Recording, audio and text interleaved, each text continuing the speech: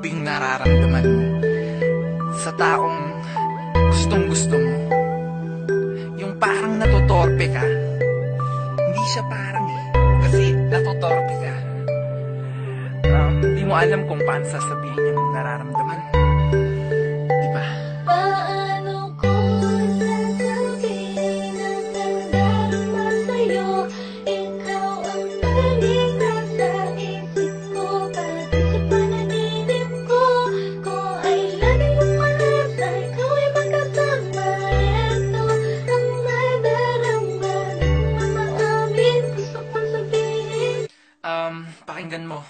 Isang gabi na naman ang dadaan, at tinatalan ko naman, di ko pa rin mapanindigan. Ang nararamdaman sa'yo, hindi ko maipaliwanag, ba't nahihiya ako? Kahit na alam mo na, parang ang alam mo na, sa tuwing kausap ka, napapatadyak pa. Diba yung tipong gustong gusto ko nang isigaw, ang nilalaman ng puso ko'y ikaw. Sana'y marinig mo to at malaman mo ngang ikaw ang dahilan nun ako naligaw. Dapat ka lang ang natutuwa ko ngayon kumalaw. Kahit di ko pa maamin, pero wag mong iisipin na wala akong pake, dahil di ko lang maamin. Kasi nga ang dami namin natatakot kong sabihin. Baka nga kasi may nauna na sa'kin, at sana habang naririnig mo to ay makarating sa'yo.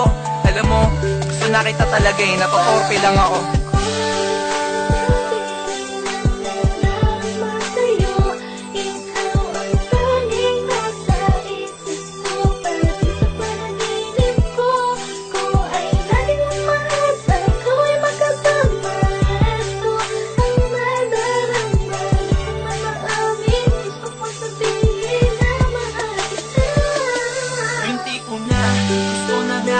Nakausapin kaso di ko lang alam kung anong dapat kong sabihin. Pwede ba na makiusap na lang sa may itaas, na ang bigyan ng karagdagan ng lakas ng loob kong sabihin ko sa'yo. Kahit na ang dami-dami namin na nag-iintay sa'yo, haba-haba man ang bilang, di ko yan lahat ininda para lang makita mo hanggang saan ang kaya ko. Isinulat ko to sa'yo.